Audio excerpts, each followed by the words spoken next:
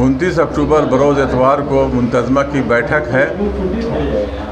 तमाम लोगों को खबर जा चुकी है, बाई हैंड भी खबर जा चुकी है और रजिस्टर्ड पोस्ट से भी। लेकिन फिर भी अगर किन्हीं को चिट्ठी मिलने में देरी हो रही है तो मैं ये तमाम मुंतज़मा के लोगों से गुजारिश करता हूँ कि वक्त मुकर्ररा के अंदर रिसलदार बाबा मैदान में वहाँ ज़रूर 29 अक्टूबर को तशरीफ़ लाएं। हो सकता है किसी को आज पहुँचे, कल पहुँचे, लेकिन सारे लोगों को खबर जा चुकी है। फिर भी अगर किसी को चिट्ठी मिलने में देरी हुई थी उसके लिए मैं माजरत चाहता हूँ, या चिट्ठी नहीं मिली है या नहीं पहुँच पाया, हो सकता है पोस्टमैन नहीं मिलने की वजह से वापस चला गया हो, तो ऐसी सूरत में मैं तमाम मुंतज़मा के लोगों से गुजारिश करता हूँ कि वक्त पर तशरीफ़ लाएँ इतवार के दिन 29 अक्टूबर को, और वहाँ 10:30 बजे से तशरीफ़ और अपने नेक मशवरों से नवाजें। क्या एजेंडा है? हमारा एजेंडा है पिछले कारगुजारी की समीक्षा, आगे की कार्रवाई पर मशवरा और दफ़ा 22, 35, 36 के मुताबिक अंजुमन का अंदरूनी इंतसार पर विचार।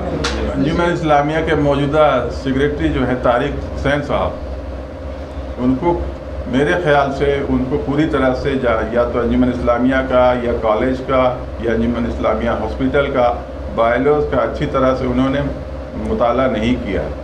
उन्होंने हर जगह यही कहा कि हमने उनको हॉस्पिटल में सेक्रेटरी अंजुमन इस्लामिया का जनरल सेक्रेटरी कभी भी सेक्रेटरी नहीं हुआ, लेकिन हमने कहा कि डॉक्टर का तमगा लगा हुआ है, उनके हिसाब से उनको हॉस्पिटल में सेक्रेटरी बनाया जाए। हमने बनाया भी आर्जी तौर पर, एक मौजूदा सिचुएशन के तहत, चूँकि अकाउंट बंद कर दिए गए थे पिछले सदर के ज़रिए, 4-5 महीने अकाउंट बंद हो गया, जिसके वजह से हमने आर्जी तौर पर एक अपने आमला के लोगों से मिल करके एक पहले जनरल बॉडी बनाई, उसके बाद गवर्निंग बॉडी टेम्पोररी बनाया गया था, ताकि अकाउंट खोल करके डॉक्टरों का, दवाई दुकान वालों का, स्टाफ का पेमेंट हो सके। इसी वजह से वो बनाया गया था। बायलॉज के अनुसार जो प्रोसेस है वो मोरखा 8 अक्टूबर को हमने अंजुमन इस्लामिया अस्पताल का, जो Anjuman Islamia medical and social service society के अंतर्गत रन एंड मैनेज होता है, उसको बायलॉज के तहत हमने उनको जनरल बॉडी बनाया और गवर्निंग बॉडी का चुनाव किया गया। ये सब लोगों ने देखा भी होगा। उनका कहना ये है कि गबन किया तो उनको तो पहले अपने गिरबा में झांकना चाहिए कि वो सेक्रेटरी हैं अंजुमन इस्लामिया के, सारे हिसाब किताब उनके पास रहने चाहिए। सबसे बड़ी बात तो ये है कि अंजुमन इस्लामिया के 8 अकाउंट का चेक बुक वो अपने घर में रखते हैं, घर में उठा करके ले गए हैं, रबर स्टाम्प चेक बुक, और यहाँ तक के मिनट बुक भी उनके पास है।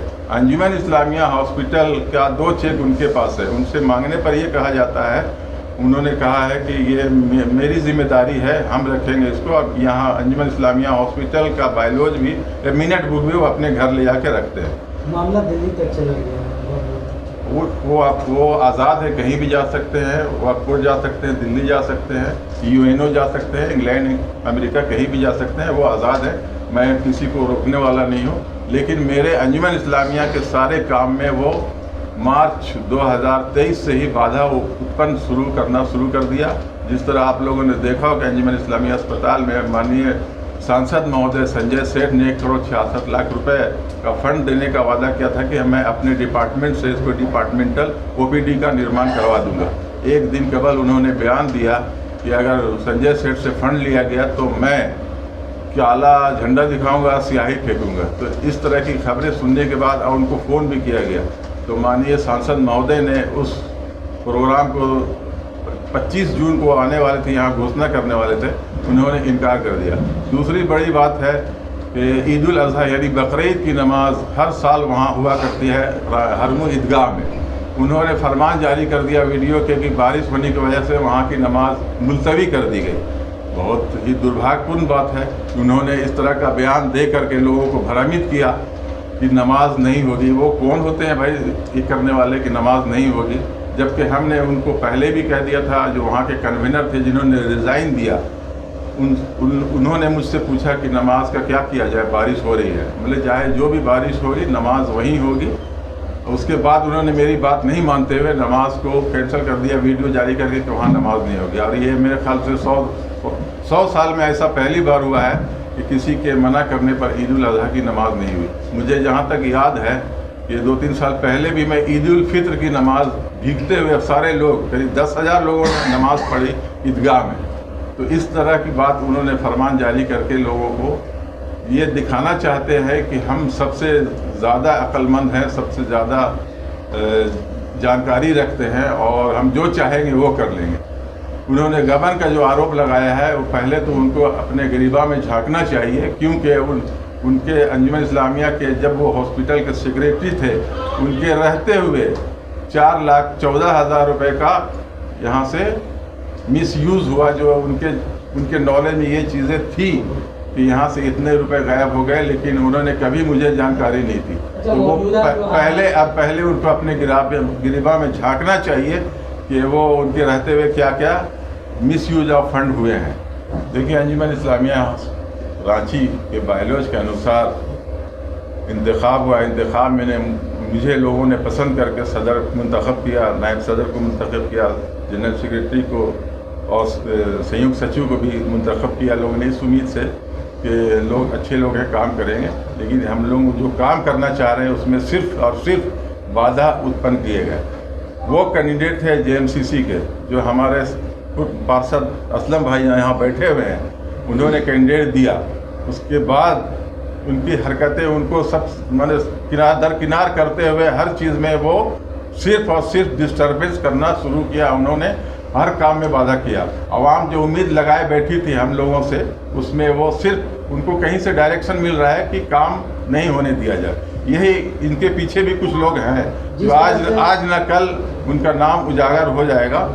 लोग ये जान रहे हैं कि इनके पीछे कौन है और किनके कहने पे वो इस तरह की हरकत कर रहे हैं। साजिश के तहत, बिल्कुल ये साजिश के तहत है ताकि काम नहीं होने दिया जाए और इसी तरह 3 साल का वक्फा गुजर जाए। लेकिन मैं बायलॉज के अनुसार का हमने वादा किया, बायलॉज के अनुसार कर रहे हैं और इंशाल्लाह बायलॉज के अनुसार ही सारी चीज़ें करेंगे।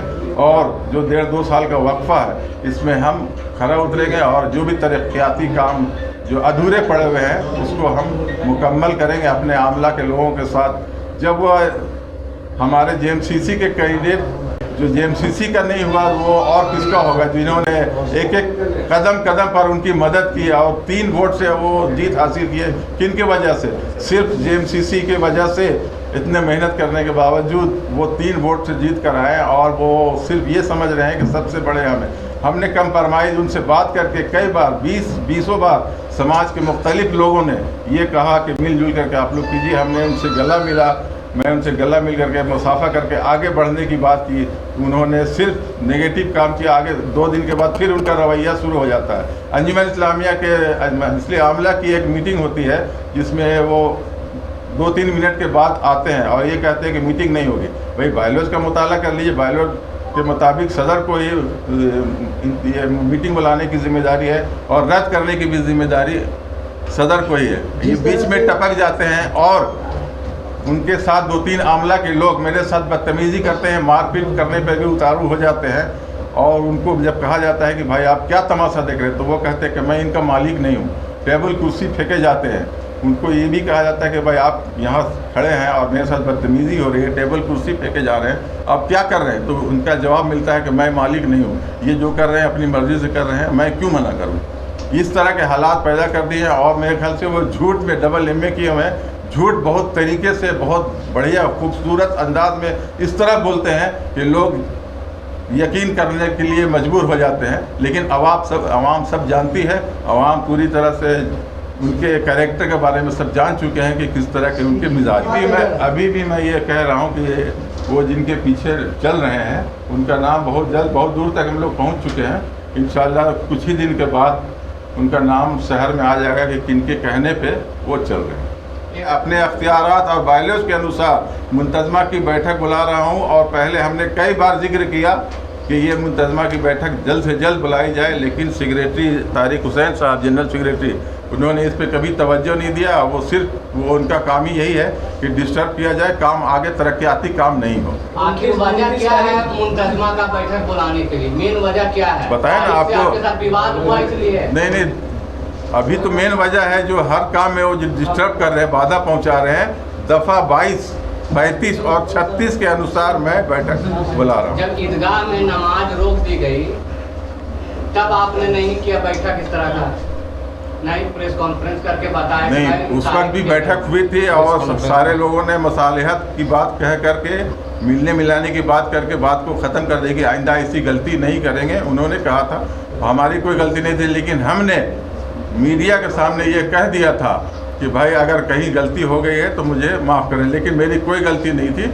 मैं नमाज जो ईद उल अज़हा की थी, ईद उल अज़हा की, उसमें मैं पूरी तरह से सबको दबाव दिया था कि नमाज यहीं होगी, लेकिन ये फरमान जारी करके नमाज नहीं पढ़ने। मुंतजमा का मीटिंग आप 29 तारीख को बुला रहे, तो उसमें अभी क्यों नहीं अड़चन डाले? 3 महीना उन्होंने अपने लोगों के साथ मिल करके एक बैठक की थी कि मजलिस आम्मा को बुलाएंगे बैठक, लेकिन पता नहीं वो बुलाएंगे नहीं बुलाएंगे। लेकिन असल चीज़ है मुंतजमा की बैठक, जो मैंने इसमें जारी कर दिया है 29 अक्टूबर बरोज इतवार को 10:30 बजे वहाँ। एक साल के बाद क्यों? हर 3 महीने में क्यों? ये मैं तो पहले ही कह चुका हूँ कि हर 3 महीने में होना चाहिए। अगर 3 महीने में 3 साढ़े 3 महीने में होना चाहिए। बारहा उनको हमने कहा कि मुंतजमा की बैठक के सिलसिले में मशवरा करके जल्द से जल्द बैठक बुलाई जाए, लेकिन वो हर बार नकारते रहे, अपने लोगों के साथ अपने एजेंडे के साथ बैठ करके दिग्भ्रमित करते रहे। कॉलेज का जो सिस्टम है वो सोसाइटी एक्ट के तहत चलता है, और कुछ लोग ये भ्रम फैला रहे हैं कि 5 आदमी की नियुक्ति हमने किया है। मैं बहुत चैलेंज के साथ कहता हूँ कि आप यूनिवर्सिटी में जा कर के देख सकते हैं कि वो किनका क्या हुआ है। इतनी मोटी फाइल है, हमारे पूर्व सदर इब्रार साहब ने फाइल में साइन करके 3 साल पहले ये रखा हुआ था, और उन्हीं के दस्तखत से यूनिवर्सिटी में फाइल जा चुका है कि 5 आदमी की नियुक्ति के लिए। इस बताते रहे सिर्फ काम में डिस्टरबेंस है, और कुछ काम हुए हैं और काम में बाधा उत्पन्न किया जाता रहा है। उनको एक टास्क मिला हुआ है कि काम नहीं करने दिया जाए। इसके वजह भी इसकी भी कुछ वजूहातें हैं। पर जो मेरे साथ बदतमीजी किया, 2-3 लोगों ने, 4 लोगों ने मारने पर भी आ गए थे, मेरे साथ गट्टा पकड़ने भी आ गए थे। हमने उसको सस्पेंड किया 3 महीने के लिए, और ये सूचना हमने लिखित दिया सेक्रेटरी को कि इस पर आप जल्द से जल्द एक मीटिंग बुलाइए और इस पे शो कॉज करके उनसे जवाब इसमें पूछा जाए कि आपने क्यों इस तरह की हरकत की, जिसका आज तक उन्होंने मीटिंग इस सिलसिले में नहीं बुलाई।